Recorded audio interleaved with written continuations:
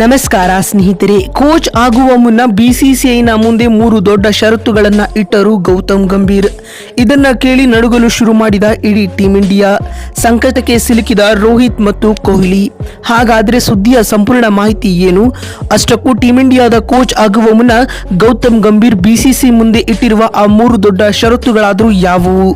ಹೀಗೆ ಇದರೆಲ್ಲದರ ಬಗ್ಗೆ ಇವತ್ತಿನ ಈ ಒಂದು ವಿಡಿಯೋದಲ್ಲಿ ತಿಳಿಸ್ಕೊಡ್ತಾ ಹೋಗ್ತೀನಿ. ಹೀಗಾಗಿ ದಯವಿಟ್ಟು ಈ ವಿಡಿಯೋವನ್ನ ಕೊನೆವರೆಗೂ ನೋಡಿ ಸ್ನೇಹಿತರೆ. ಆದರೆ ಅದಕ್ಕಿಂತಲೂ ಮುನ್ನ ನೀವು ಕೂಡ ವಿರಾಟ್ ಕೊಹ್ಲಿ ಮತ್ತು ರೋಹಿತ್ ರವರ ಅಭಿಮಾನಿಗಳಾಗಿ ಈ ವಿಡಿಯೋವನ್ನ ನೋಡುತ್ತಿದ್ದರೆ ತಪ್ಪದೆ ಈ ಕೂಡಲೇ ಈ ವಿಡಿಯೋಗೊಂದು ಲೈಕ್ ಮಾಡಿ. ಹೌದು ಸ್ನೇಹಿತರೆ, ಭಾರತ ತಂಡದ ಮುಖ್ಯ ತರಬೇತುದಾರರಾಗಿ ಗೌತಮ್ ಗಂಭೀರ್ ನೇಮಕವಾಗುವುದು ಬಹುತೇಕ ಖಚಿತವಾಗಿದೆ.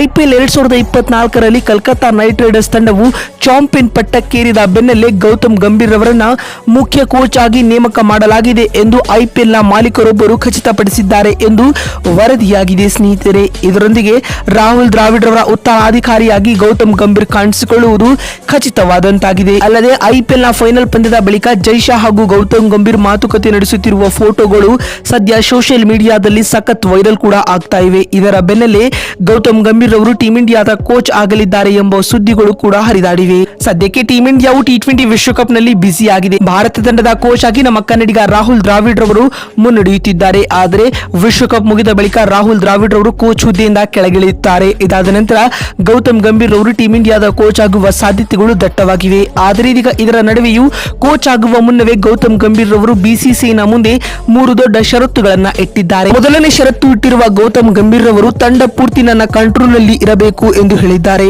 ಹೌದು, ನಾನು ಒಮ್ಮೆ ಟೀಂ ಇಂಡಿಯಾದ ಕೋಚ್ ಆದ ಮೇಲೆ ಇಡೀ ಟೀಂ ಇಂಡಿಯಾ ನನ್ನ ಕಂಟ್ರೋಲ್ ನಲ್ಲಿ ಇರಬೇಕು. ಅಲ್ಲದೆ ನನ್ನ ನಿರ್ಧಾರಗಳನ್ನ ಎಲ್ಲ ಆಟಗಾರರು ಗೌರವಿಸಬೇಕು ಎಂದು ಹೇಳುವ ಮೂಲಕ ಮೊದಲ ಷರತ್ತನ್ನ ಇಟ್ಟಿದ್ದಾರೆ. ಇನ್ನು ಎರಡನೇ ಷರತ್ತನ್ನು ಇಡುವ ಮೂಲಕ ಒಂದು ವೇಳೆ ನಾನು ಟೀಂ ಇಂಡಿಯಾದ ಕೋಚ್ ಆದರೆ ನಾನು ಯಾರ ಮಾತನ್ನ ಕೂಡ ಕೇಳುವುದಿಲ್ಲ ಎಂದು ಗೌತಮ್ ಗಂಭೀರ್ ತಿಳಿಸಿದ್ದಾರೆ. ಈ ಕುರಿತು ಮಾತನಾಡಿರುವ ಅವರು, ನಾನು ಟೀಂ ಇಂಡಿಯಾದ ಕೋಚ್ ಆಗಿದ್ದ ವೇಳೆ ಮಧ್ಯ ಬಂದು ಹೀಗೆ ಮಾಡಿ ಹಾಗೆ ಮಾಡಿ ಎಂದು ಮೂಗು ತೂರಿಸಬಾರದು, ಇದು ನನಗೆ ಸರಿಪಡಿಸುವುದಿಲ್ಲ ಎಂದು ಹೇಳುವ ಮೂಲಕ ದೊಡ್ಡ ಡಿಮ್ಯಾಂಡ್ ಅನ್ನ ಬಿಸಿಸಿಐನ ಮುಂದೆ ಗೌತಿ ಇಟ್ಟಿದ್ದಾರೆ.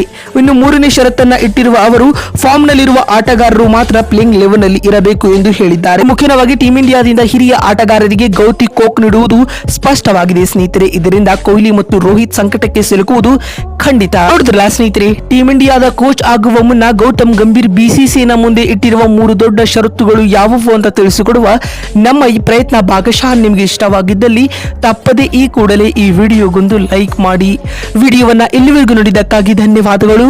ಮತ್ತೊಂದು ವಿಡಿಯೋದಲ್ಲಿ ಸಿಗ್ತೀನಿ. ಅಲ್ಲಿವರೆಗೂ ನಮಸ್ಕಾರ.